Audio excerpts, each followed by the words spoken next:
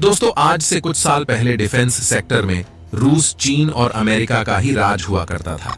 लेकिन भारत ने बीते कुछ सालों में इतना तरक्की कर लिया है कि रूस, चीन और अमेरिका के साथ कंधे से कंधा मिलाकर खड़ा हो गया है। एक तरफ डीआरडीओ के वैज्ञानिक हर 10 दिन में नए नए मिसाइल का परीक्षण कर रहे हैं, तो वहीं टाटा ग्रुप ऐसा इतिहास रचने जा रहा है जो आज से पहले कभी नहीं हुआ। टाटा विश्व स्तर पर भारत का नाम रोशन कर रहा है। आपको बता दें कि भारत और फ्रांस के बीच कुछ दिनों पहले बहुत बड़ी डील हुई है। इस डील को फाइनल करने के लिए चीन, रूस और अमेरिका ने बहुत कोशिश की, लेकिन फ्रांस ने अमेरिका, चीन और रूस को साफ साफ मना कर दिया। पर आखिर भारत ने ऐसा क्या जादू कर दिया कि चीन और अमेरिका की बात को नकारते हुए फ्रांस ने भारत के साथ हाथ मिला लिया। दोस्तों, इस डील को सुनकर अमेरिका, चीन और रूस में कोहराम मच गया है।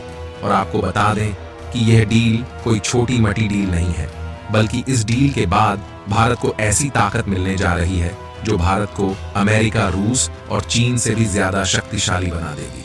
दोस्तों, पिछले दिनों भारत और फ्रांस के बीच कौन सी डील हुई है वह आज के वीडियो में विस्तार से जानेंगे। इसके अलावा एक और बड़ी खबर सामने आई है जिसके बारे में हम वीडियो में आगे बताएंगे। लेकिन आगे बढ़ने से पहले भारतीय वैज्ञानिक की मेहनत और रतन टाटा के सम्मान में जय हिंद अवश्य लिखिएगा। दोस्तों, भारत और फ्रांस के बीच एक ऐसा पावरफुल फाइटर जेट का इंजन बनाने को लेकर डील चल रही है जो कि इस धरती पर अभी तक कहीं नहीं बना।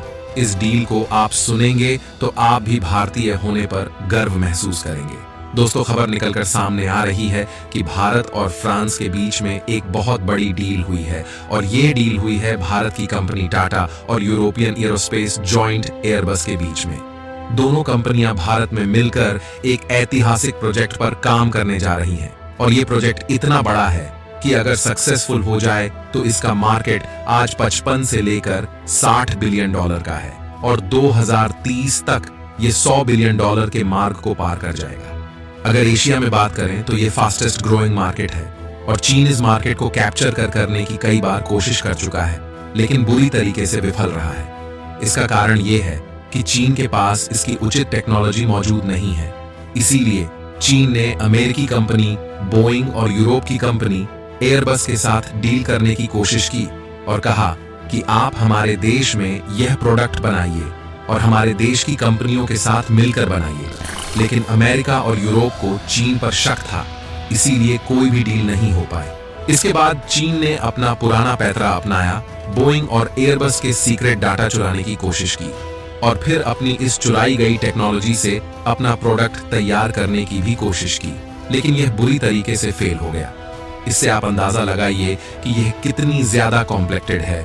अगर यह तकनीक किसी देश के पास आ भी जाए तो बिना अनुभव के इसे तैयार नहीं किया जा सकता। इसीलिए अब भारत की शान यानी कि टाटा यूरोपियन कंपनी एयरबस के साथ मिलकर इस प्रोडक्ट को बनाएगी, और सबसे खास बात यह है कि यूरोप को भारत पर पूरी तरह से ट्रस्ट है और भारत उनके साथ ईमानदारी से साझेदारी भी करेगा। इसीलिए अब फ्रांस यूरोपियन कंपनी एरोस्पेस को भारत के साथ ये डील करवा रहा है, और ये डील लगभग हो चुकी है। और अब भारतीय कंपनी टाटा और एयरबस मिलकर भारत में अपना प्रोडक्ट बनाएंगे जिसका नाम होगा H125।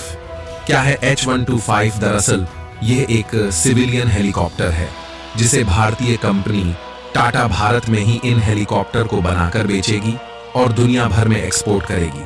सबसे खास बात यह है कि चीन को इस मार्केट का कुछ भी अता पता नहीं है कि हेलीकॉप्टर किस तकनीक से बनाए जाते हैं।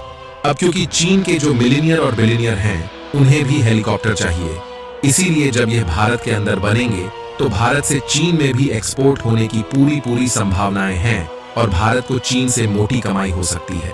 लेकिन आपका सवाल होगा कि भारत में यह बनेंगे तो इससे भारत को क्या फायदा होगा, यानी कि आम नागरिकों को इससे क्या फायदा होगा, साथ ही साथ इस हेलीकॉप्टर में ऐसी क्या खासियत है। तो दोस्तों, आपको बता दें कि आम नागरिकों को फायदा ये होगा कि इस प्रकार के सिविलियन हेलीकॉप्टर का इस्तेमाल डिजास्टर मैनेजमेंट में किया जाता है। मतलब अगर कहीं पर बाढ़ आ गई या कहीं पर किसी प्रकार का भूकंप आ गया जिससे तबाही मचती है, तो ऐसे में इन हेलीकॉप्टर की मदद से आप आसानी से रेस्क्यू ऑपरेशन चला सकते हैं। आपको इसके लिए भारी भरकम मिलिट्री हेलीकॉप्टर की जरूरत नहीं है। दूसरी बड़ी बात यह है कि इन हेलीकॉप्टर में एयर एम्बुलेंस की सुविधा है। आपने देखा होगा कई बार जो पहाड़ी इलाके हैं, दूर दराज के इलाके हैं, वहां पर कोई गंभीर रूप से बीमार हो जाता है तो उसे एक अच्छे अस्पताल में ले जाने के लिए कई 100 किलोमीटर का सफर तय करना होता है। और पहाड़ों में इतने घुमावदार रास्ते होते हैं कि आप किसी गाड़ी को मुश्किल से 40 की भी स्पीड नहीं चला सकते हैं। ऐसे में उस व्यक्ति की मौत भी होने की संभावना होती है। ऐसे में तुरंत उसे इलाज मिले, इसके लिए एयर एम्बुलेंस की सुविधा जरूरी होता है। लेकिन भारत में यह सुविधा उतनी अच्छी नहीं है। ऐसे में जब भारत में हेलीकॉप्टर बनेंगे तो बहुत सस्ती कीमत में आएंगे, जिससे कि भारत में एयर एम्बुलेंस की सुविधा बढ़ाई जा सकती है। यानी कि सिविलियन हेलीकॉप्टर के बहुत ही ज्यादा फायदे हैं, सिर्फ एक नहीं अनेक फायदे हैं। इसीलिए जब मेक इन इंडिया होगा, यानी कि भारत में मैन्युफैक्चर होगा, तो इससे हम एक्सपोर्ट भी करेंगे और भारत के जो दूर दराज के इलाके हैं वहां पर सुविधा बढ़ाने का भी काम करेंगे। अगर इस हेलीकॉप्टर की खासियत की बात करें तो यह हेलीकॉप्टर किसी भी मौसम में उड़ान भरने लायक है। ये इकलौता हेलीकॉप्टर है जो माउंट एवरेस्ट पर लैंड कर चुका है। साल 2026 से भारत में इसका निर्माण शुरू हो जाएगा। यह हेलीकॉप्टर गुजरात के वडोदरा में मैन्युफैक्चर किए जाएंगे। दूसरी खबर यह है कि फ्रांस की कंपनी सैफरन भारत के साथ वह सभी टेक्नोलॉजी ट्रांसफर करने को तैयार है, जिससे कि भारत में ही लड़ाकू विमानों की मैन्युफैक्चरिंग हो सके। आपको बता दूं कि सैफरॉन फ्रांस ही नहीं, दुनिया की एक ट्रायम्फ जेट इंजन निर्माता कंपनी है और ये एडवांस टाइप के जेट इंजन बनाती है। यहाँ तक कि जो राफेल लड़ाकू विमान है उसमें भी सैफरॉन कंपनी का ही इंजन लगा हुआ है। इसका मतलब यह है कि सैफरॉन भारत के साथ एडवांस लेवल की टेक्नोलॉजी ट्रांसफर करने को तैयार हो गया है। दरअसल भारत और फ्रांस 130 किलो न्यूटन का एक जेट इंजन बनाने जा रहे हैं और ये कोई छोटी मोटी बात नहीं है, बहुत बड़ी बात है। क्योंकि इस वक्त भारत के पास जो सुखोई 30 लड़ाकू विमान है, राफेल लड़ाकू विमान है, ये सारे 4.5 यानी कि 4.5 जनरेशन वाले जेट हैं। और इस प्रकार के लड़ाकू विमानों के लिए कम से कम 90 से लेकर 100 किलो न्यूटन की पावर वाला इंजन चाहिए। इसके बाद आती है 5वीं जनरेशन यानी कि 5th जनरेशन के लड़ाकू विमान जो स्टेल्थ होते हैं, जैसे कि F-35, F-22 रैप्टर और इस प्रकार के 5वीं पीढ़ी के जेट सिर्फ और सिर्फ अमेरिका के पास है। अभी इसको रूस, चीन और भारत बनाने में लगे हुए हैं, लेकिन समय लगेगा। और अगर आपको एक 5वीं पीढ़ी का जेट बनाना है तो आपके पास कम से कम 115 से 100 किलो न्यूटन की पावर वाला इंजन चाहिए। यानी कि जो फ्यूचरिस्टिक जेट है उसमें 120 किलो न्यूटन की पावर होती है। भारत और फ्रांस 130 किलो न्यूटन के पावर की बात कर रहे हैं। मतलब कि 5वीं के बाद 6ठी पीढ़ी के जेट इंजन बनाने की यहाँ पर तैयारी चल रही है।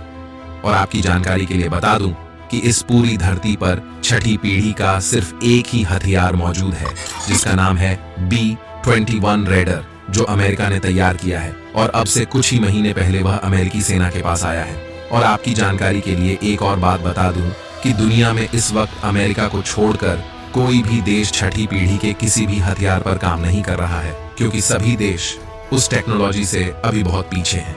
अब सवाल ये है कि भारत और फ्रांस इतना पावरफुल इंजन बनाने की डील क्यों करेंगे? इसके पीछे कारण ये है कि भारत एक 5वीं पीढ़ी का जेट बना रहा है जिसका नाम होगा एमका, और एमका के नेक्स्ट वेरिएंट में 6ठी पीढ़ी के लड़ाकू विमानों के फीचर्स होंगे और उसके लिए यह इंजन बिल्कुल परफेक्ट होगा। यानी कि यह एक फ्यूचर प्रूफ वाली डील होगी और यह बहुत ही ऐतिहासिक भी होगी, क्योंकि इतने एडवांस लेवल की जो टेक्नोलॉजी है वह आज तक किसी भी देश ने किसी के साथ भी शेयर नहीं करी होगी। तो दोस्तों, आज के वीडियो में बस इतना ही।